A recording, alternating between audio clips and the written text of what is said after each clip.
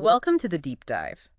Today we're exploring something fundamental, something that really shapes our lives but often flies under the radar, this constant back and forth between gain and loss. Yeah, we've been digging into this really insightful conversation between Minh Niệm and Thùy, from Vietcetera's YouTube channel.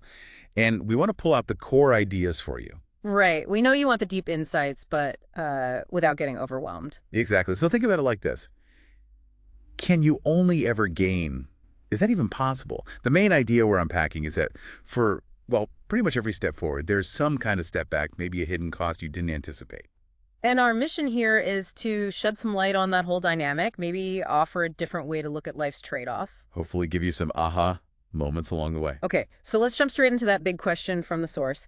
Can you actually just gain in life? And while the answer seems to be a pretty clear no. Right. It's like the universe itself kind of insists on balance. You can't just have the ups without the downs, so to speak. And what's really fascinating is how the losses that come with the gains, they're often not obvious at first glance. Exactly. It's not always like you gain X, you lose Y immediately. Yeah. It's often more subtle, a kind of rebalancing happening beneath the surface. So the takeaway for you, the listener, is that even the best gains, the most positive things, they usually require some kind of sacrifice.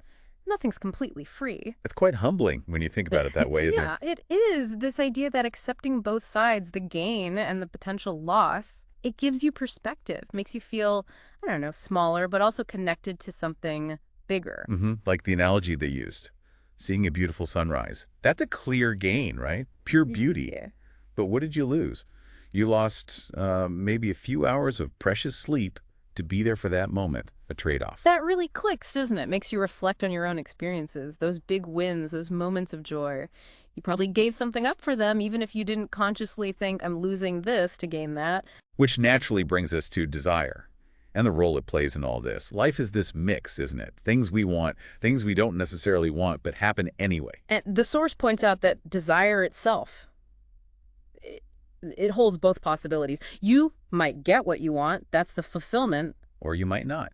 And that's the potential for disappointment. They're sort of bound together. Yeah, two sides of the same coin. And there's this mention of a kind of law of compensation almost. Like life is always trying to find its balance point. An equilibrium. Exactly. The key idea is that imbalances, well, they tend to sort themselves out, often in ways you really don't expect. That example of the parents investing heavily in one child's education overseas. Right. That's a huge gain for that kid. A massive gain. But the parents have to consciously think about the other kids. Right. To avoid that feeling of loss, that inequality, to keep the family harmony. Right. They have to compensate somehow. And broadening that out. The source suggests we're all kind of designed with strengths and weaknesses. It's just part of the package. And maybe those weaknesses aren't just flaws. Maybe they're there for a reason, like a counterbalance. Exactly.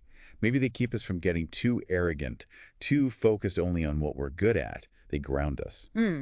So recognizing our own limits helps us accept ourselves, but also accept others' limitations too. Yeah, it fosters empathy. You see your own struggles. You understand others might have theirs. It connects us.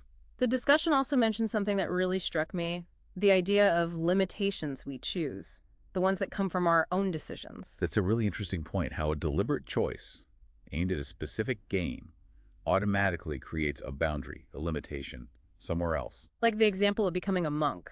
That path offers immense inner growth, right? A huge gain. Absolutely. But it consciously limits other things. Romantic relationships, financial pursuits. Those are the accepted losses that come with that specific gain. And the flip side, someone pouring everything into their career. They might get huge success, status, money, big gains. But the loss, maybe drastically less time for relationships, for family, for just quiet reflection, different choices, different trade-offs. And it's important, like the source says, that these limits aren't always fixed. They can change based on where we put our focus, our energy. And that element of choice ties into the whole cyclical nature of gain and loss. The idea that gain often comes before loss.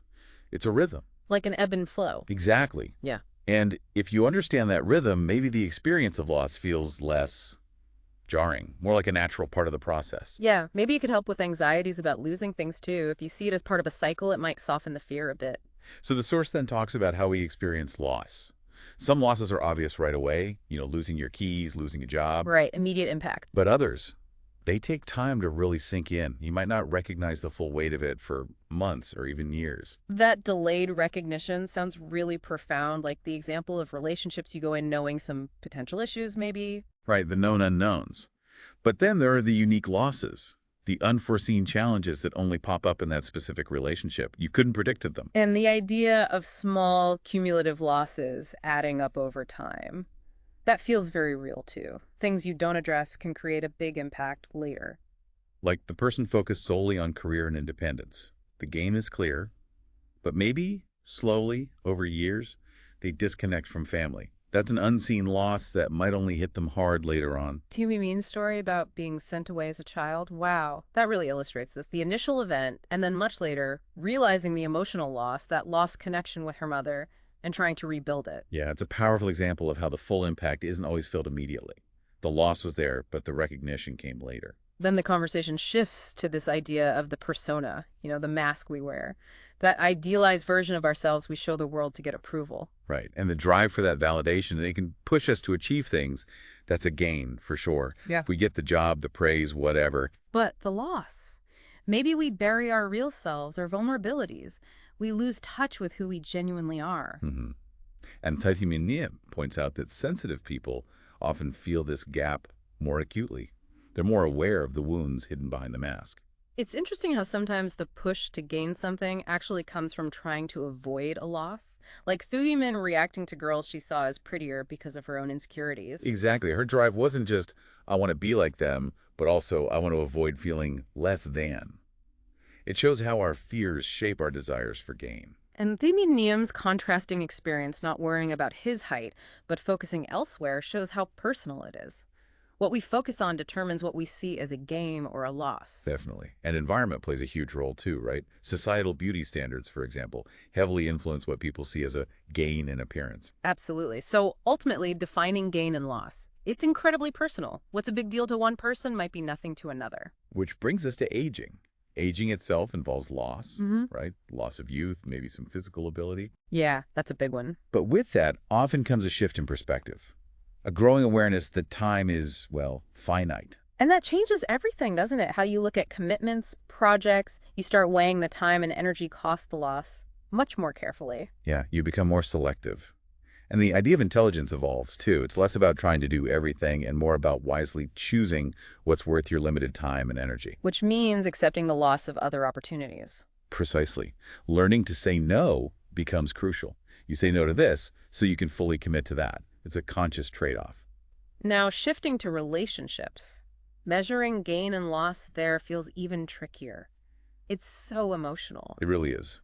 And loss often feels sharpest when things get difficult, when that sense of control slips away.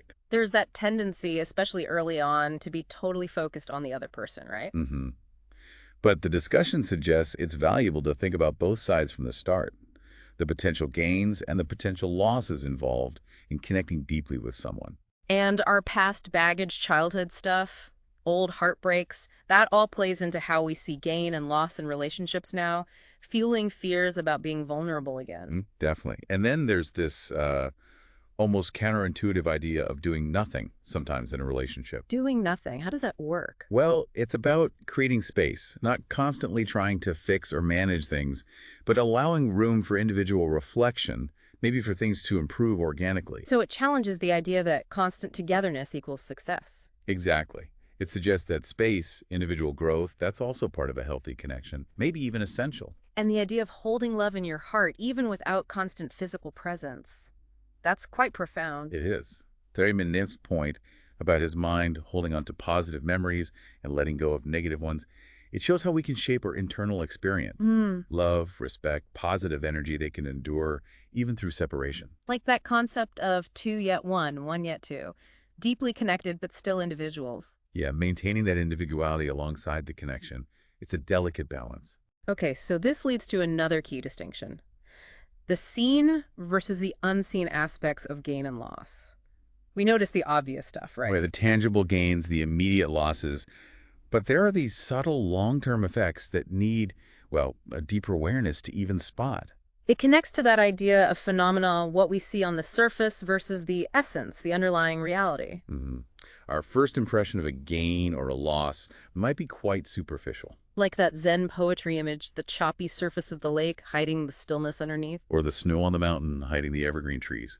What you see isn't always the whole story or the permanent story. So the insight here is that some losses, even painful ones, might actually be setting the stage for future gains, even if you can't see it at all in the moment. Absolutely. And the personal stories shared really drive this home. Yeah, Thùy talking about single parenting, the initial struggle, the perceived loss of having a partner there constantly. But that led to a different kind of connection with her child, didn't it? Deeper, more focused perhaps. A trade-off with its own unique, profound gains. And it's important to remember, as they pointed out, that having a partner isn't a magic bullet either. Conflict can happen in any setup. True. And then Niim's story. Losing his parents, his ideals after that accident. Devastating loss. Unimaginable. But it triggered this intense survival instinct. It pushed him onto a completely different path, one he might never have found if life had stayed easy. It shows how massive loss can force you to question everything, your whole reality, an existential crisis, really. Yeah. And the response to that crisis can vary, right? Some people go back to old ways. Some tragically don't make it through. Or some transform. Exactly. Like Niim finding meditation, finding a new way forward. It's like that loss stripped away the false self, the one built on expectations. Allowing the true self to emerge. Mm-hmm. And realizing that societal values aren't absolute truths, that can be incredibly freeing. A kind of gain that comes directly from confronting loss. Which leads nicely into this idea of embracing transformation, wanting to become a better version of yourself after going through these cycles of gain and loss. Yeah, but that means letting go of the old you, right? Accepting discomfort, uncertainty. It's not easy. But there's that survival instinct again, pushing you towards something new. And the concept of first principle thinking comes in here. Questioning the assumptions, getting down to the essence of things. Love, parenting, communication.